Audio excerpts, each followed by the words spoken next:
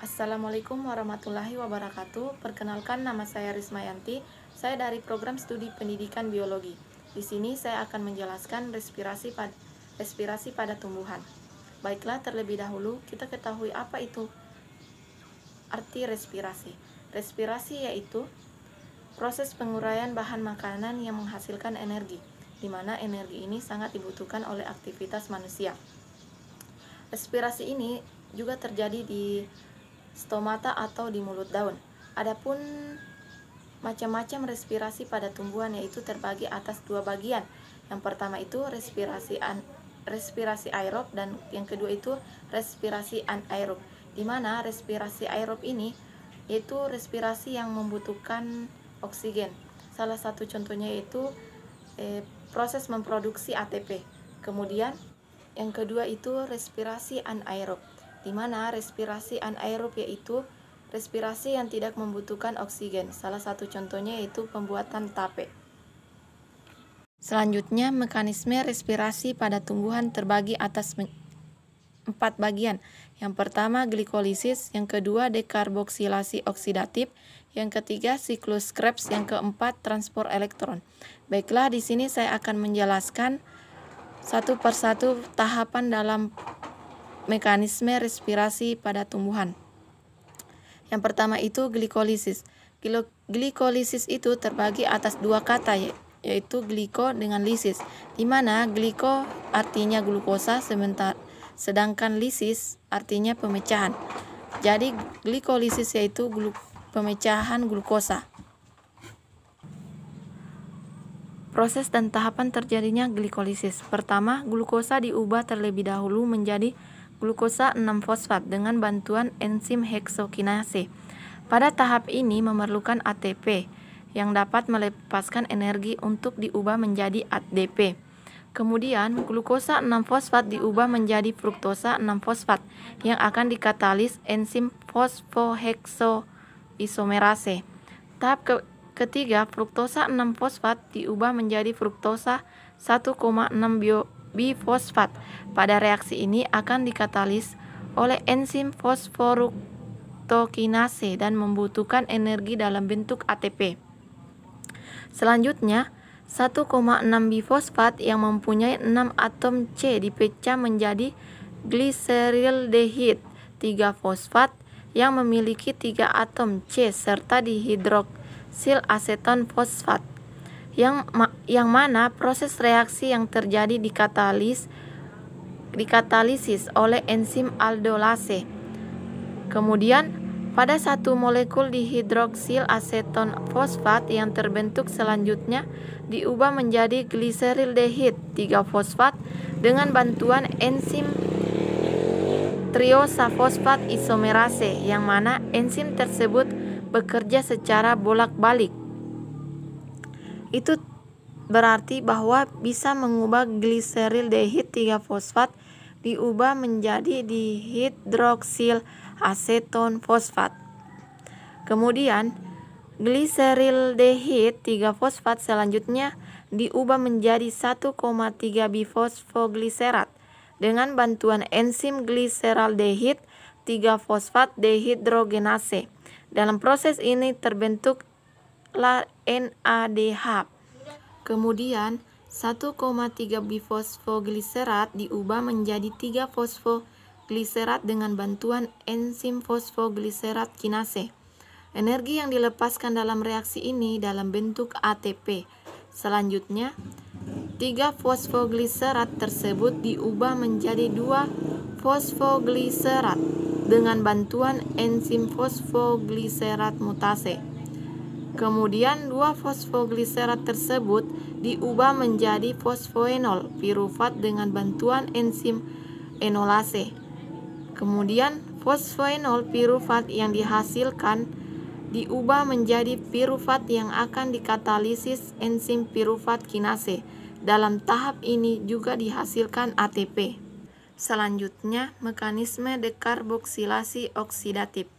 Pertama-tama, molekul asam cuka yang dihasilkan reaksi glikolisis akan melepaskan satu gugus karboksilnya yang sudah teroksidasi sempurna dan mengandung sedikit energi, yaitu dalam bentuk molekul karbon dioksida. Selain itu, 2 atom karbon yang tersisa dari pirufat akan dioksidasi menjadi asetat.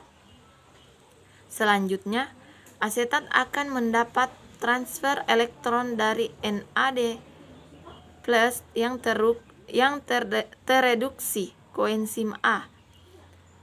Diikat oleh asetat dengan ikatan yang tidak stabil dan membentuk gugus asetil yang sangat reaktif, yaitu asetil koenzim A, yang siap memberikan asetatnya ke dalam siklus Krebs untuk proses oksidasi lebih lanjut. Selanjutnya, siklus Krebs. Adapun tahapannya yaitu pertama, pembentukan sitrat adalah proses awal yang terjadi dalam siklus Krebs, di mana terjadi proses kondensasi asetil CoA dengan oksaloasetat yang akan membentuk sitrat dengan enzim sitrat sintase.